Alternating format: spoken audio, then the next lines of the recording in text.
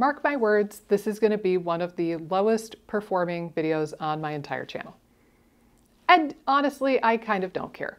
This is such a good story and it's such good information that it deserves to have its own YouTube video here, so I'm going to obviously make it regardless. This is my story of the time that actual physical body symptoms, including abdominal distension, bloating, and abdominal pain, were in fact all in my head, at least one day. So as I set the stage here, I'm going to tell you that some of you might have actually heard the story. I have told this before on live Q&As in FODMAP Freedom, so if you're a student of mine, you might have heard this. And if you are a listener of the IBS Freedom podcast, I believe I have shared it there as well. This is my infamous coconut yogurt story. So let's set the stage. I actually just got back from a conference where this year I got to be a speaker. It's the North Carolina Integrative Medicine Conference. If you're anywhere in like the Mid-Atlantic area, I would highly recommend you check it out. It's a great group. But anyhow, I've been going to this conference for years and years at this point. And I was struck this year because the event was at the same venue as this coconut yogurt story years ago. So 5 or 6 years ago, I was at this same event as an attendee. And this is a little fun fact about the functional medicine space is that usually when they have catered meals for a seminar or a conference, they're usually pretty healthy. They typically have a lot of vegetarian and dairy-free and gluten-free options for people to choose from. And that seminar in particular, years ago, was really great. They had a big buffet breakfast with a lot of different options. Pretty much everything was gluten-free, if I remember correctly. And pretty much everything was dairy-free as well. So I had my absolute pick of the litter. Now, as I set the stage here, it's important to know that at the time, I was strictly gluten-free and dairy-free, and I had been for years at that point. I knew from years past that gluten and dairy absolutely messed with me and were a no-go, so I was strictly avoiding those two foods. Now, I will say that now I've reintroduced dairy with no problem, but at the time I was very strict on that, so that's important to the story. So anyway, I get down to the conference center and there's this beautiful spread for breakfast, and it was one of those events where you would get your plate of breakfast and then go sit down and listen to the first lecture of the day. And I remember the guy was talking about cardiovascular disease, which is something that I was mildly interested in, but it's far enough removed from the gut health space that I wasn't chomping at the bit to go listen. So anyway, so I get my big plate of food, including a big bowl of coconut yogurt and some gluten-free granola that I put on top. And as I sat there listening to the lecture, I enjoyed my breakfast very thoroughly.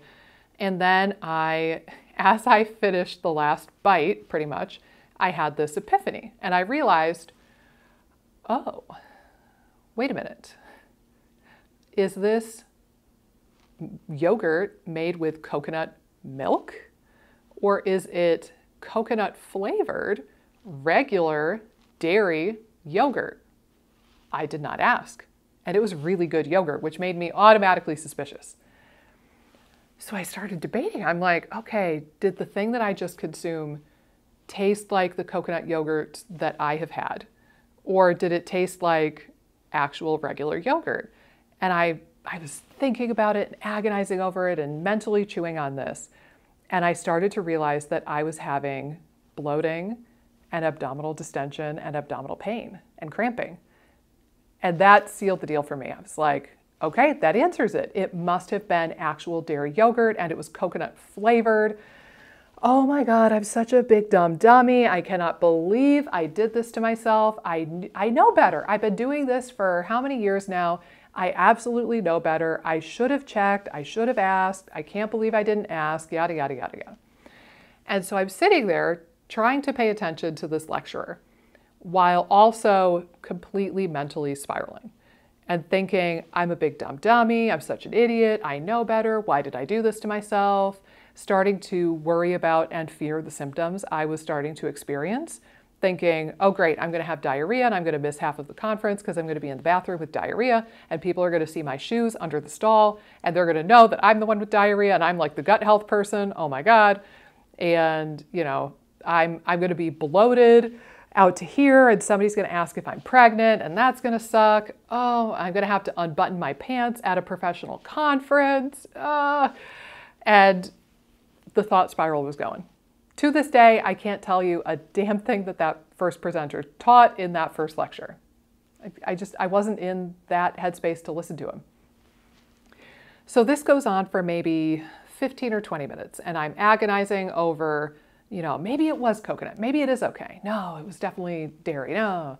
And I was thinking about my symptoms and worrying about my symptoms and thinking all of these thoughts. And finally, I just decided to put myself out of my misery, and I was like, I have to go ask. The breakfast buffet was still set up, so I'm gonna go find somebody who works for the hotel, and I'm gonna ask, and then at least I know for sure, and I could be done with this agony. And so sure enough, I found somebody who worked at the hotel. I asked him my question, and he went back to the kitchen for the answer. And about maybe 2 or 3 minutes later, he reemerges and he says, nope, it is coconut milk yogurt. It is completely dairy-free. You're totally fine. And I kid you not, children of YouTube, I wish I was making this up. But all of those symptoms, the abdominal distension that was pressing on the pants that I was wearing, and I was seriously thinking I needed to unbutton them, the abdominal cramping and pain, and the sensation of bloating, all of it magically resolved within about 60 seconds. It was all in my damn head. My thought spiral, my snowball effect of that little seed of, what if it wasn't dairy-free, right? What if it was regular yogurt? That little seed was enough to snowball out of control and cause actual physical symptoms in my body. And it's still wild to me. This was 6 years ago. It's still absolutely insane to me that the human mind is capable of this. But if you think about it, it's not actually that crazy. My brain right now is what is lifting my arm. My brain right now is the one choosing to blink my eyes at you. My brain right now is moving my mouth and my vocal cords and my tongue so that I'm speaking to you. The brain can absolutely change the physical body and move the physical body. So it's really not that surprising if you understand neurology that the brain is capable of this. But for some reason we disconnect that, right? If we use our conscious brain, like the wrinkly walnut-looking part of our brain, the cerebral cortex, if we use our frontal lobe or the conscious part of our brain to move my finger to my nose, or decide to speak to you, or to think a complex thought, or write down a letter, we understand that branch of neurology. But when it's the unconscious, automatic parts of our nervous system that are controlling something that we don't fully perceive, like motility or stomach acid secretion or bile flow or abdominal sensitivity or visceral sensation, when it's those autonomic or automatic parts of our nervous system doing that, it's like we don't even want to acknowledge that that's a thing.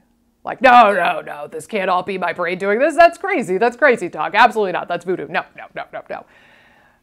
But is it really that different?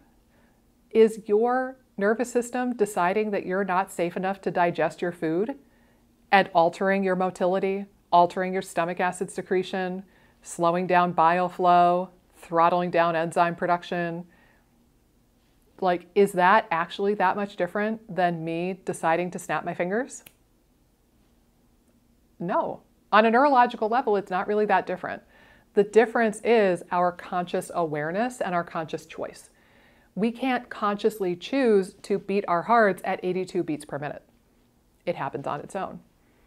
Your nervous system decides that without the wrinkly part of your brain thinking about it. But it's pretty much the same idea. Your nervous system changing and moving your physical body and eliciting a change in the physical body. Now, the really bizarre thing about this story to me, still to this day, is that I felt the sensation of gas, of bloating, and I had visible abdominal distension. And those are the ones that I always get kicked back for when I tell the story, is, well, I know that my symptoms are actually in my gut because I could feel the bubbles and the gas, or I can see the abdominal distension. Well, again, I can see my arm moving right now. It doesn't make it any less of a neurological phenomenon, right? And again, for me, it absolutely was neurological, or it was psychosomatic. I psyched myself out thinking that I had eaten dairy. My gut and my nervous system coordinated an effort to try to protect me somehow. I don't know why, but my nervous system and my gut deemed that that was the safest thing to do in the moment until they received other information that told them that that food was in fact safe. So the question here for the two of you who are still listening, because again, nobody wants to hear this message. Nobody. So I guarantee nobody's watching this video right now. If you are watching this video at this point, comment down below pink poop. And that'll prove to me that you're still here. But anyway, if you're still here and you're wondering, well, like, how does this apply to me? What can I do with this information? Number one, I think that awareness is powerful. And just being aware that this is a thing that can happen is really profound for a lot of folks. Just opening your eyes to this as a possibility might be everything you need to move forward. I think some people would benefit highly from actually doing some sort of therapy or some sort of modality for the medically induced PTSD, right? Like, I've said this for years, but I think everybody watching this channel right now has medically induced PTSD. It's not your fault. It's not a judgy thing. I'm just saying that you guys have been frankly traumatized by everything that's been going on with your health. And maybe dealing with that specifically could be a huge win for you. So whether that's doing something like talk therapy or CBT, or a different modality like EMDR, accelerated resolution therapy, or neuroemotional technique, to name a few, I think that somehow working on your nervous system tone and specifically trying to signal to your nervous system that you are not in danger, you're getting through this and you're safe, that could be a really huge thing for a lot of you. I think examining your relationship with food is a really big part of this, right? Like, I had gone through many, many, many years of functional medicine seminar teaching, telling me that gluten and dairy were the most evil, inflammatory, horrible substances on the face of the earth. And I internalized that and I believed that and sipped the Kool-Aid, which is, I think, part of why I was so scared at the thought of eating that bowl of yogurt. So examining your relationship with food and your food fear and that sort of stuff can be really helpful. We did an episode on the podcast with Jessica Brown from The Loving Diet, and she's phenomenal at this kind of stuff. She has an online course, kind of like her equivalent of FODMAP Freedom from my world. She has a book, she has Instagram. She's got a lot of different resources out there for you if you think that examining your relationship with food is a piece of it for you. And I'll leave you with this last thought. Even if I'm wrong, even if it's not in your head, none of it is. And it's totally organic stuff going on with you, right?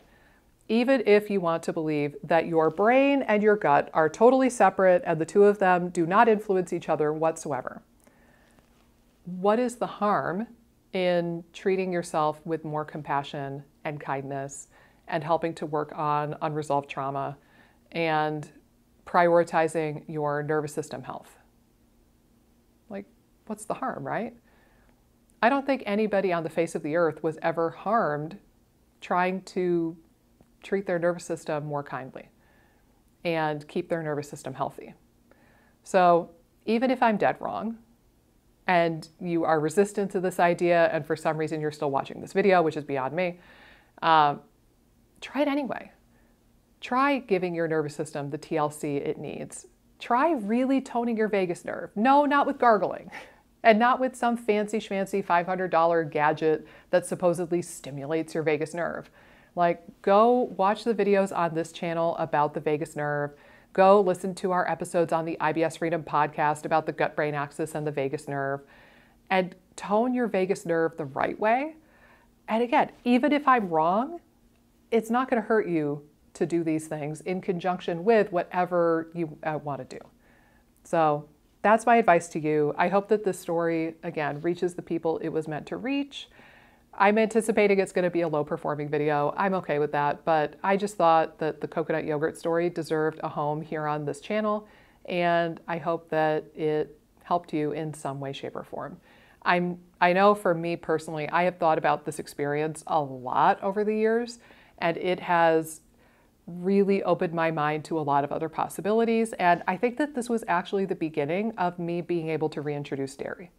It didn't happen for a few years after that, but I think this was the starting seed that was planted that taught me that my relationship and my beliefs with food were probably influencing how my body was responding to that food.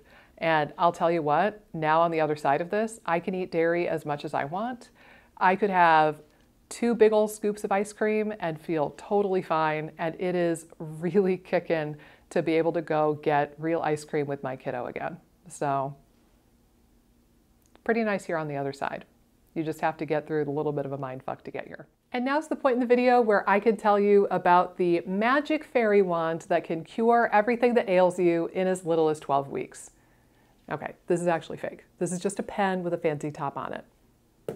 But I do have a tool up my sleeve, or in my toolbox, I suppose, that could help you feel better in as little as 12 weeks. And what is that, you may ask? FODMAP Freedom in 90 days. Now, we're going to be enrolling for our last group of 2024 come mid-August. Embarrassingly enough, I don't remember the exact date right now, but if you're on my email list, you'll find out anyway, so don't worry about it. But I wanted to talk about FODMAP Freedom in a little bit of a different light here in this video, as opposed to what my normal shtick would be at the end of these videos. I could talk about how effective it is, the results that we get, how quickly people start to feel better, the money back guarantee that basically means that there's no risk to you in doing this, the goodie boxes that I send you, and that's all well and good. But what I would like to communicate here in this video is that FODMAP Freedom is not for everybody. I ask you to be open-minded and coachable and actually do what I ask you to do as part of the program. You're not just there to learn, you're there to learn and then subsequently take action. And then taking action is what's going to help you feel better. And, you know, I bring this up on this video because the mindset, mental health, brain health kind of piece of it is one of the stickiest sticking points that I've seen for people. Again, it is really, really hard. And it's a big mindfuck to think that any of your symptomology is in your head. And I get that. Again, it's really weird for me to even talk about this here because I know it's such a unwanted message, but it is true. And sometimes I observe patterns where I think that that is the case, and I try to be honest and coach my student. And it's just really hard to get through to people and help them heal if they're not willing to listen to a particular message. Now, this doesn't even have to apply to what we talked about today either. This could be nutrition. If you come in with a million preconceived notions about nutrition and food and how some foods are bad and inflammatory, my messaging about nutrition that would actually heal you and get you healthier and heal your microbiome is going to fall on deaf ears, and you're not actually going to get better. You only get better if you take action, and frankly, if you trust me enough to do what I recommend. The analogy that I use a lot of the times with students is it's kind of like you want an ice cream sundae and you come to me for the whipped cream. But if you come into my ice cream shop with a bowl full of garbage and I put whipped cream on top of garbage, it doesn't matter how good the whipped cream is. The foundation of garbage is going to mean that you don't get the ice cream sundae that you want. So instead, if you possibly as a citizen of the internet and consumer of YouTube videos, if you come in to me with a lot of preconceived notions and beliefs and ideas about nutrition and gut health and health in general and the world in general, I'm going to ask you to dump that out at the door and start relatively fresh.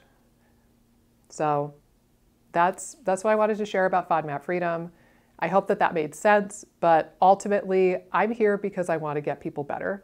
And if you're not in a position where you're able to do the things and listen to the things that will get you better, then frankly, my program, spectacular though it may be, might not be the right fit for you. Hey guys, if you like this video, be sure to subscribe, ring the bell, click the like button, and leave a comment down below with the videos that you would like to see me do next. Doing all of those really helps support the channel and support my efforts in making as many videos as possible for you guys. Thanks so much, and I'll see you in the next video.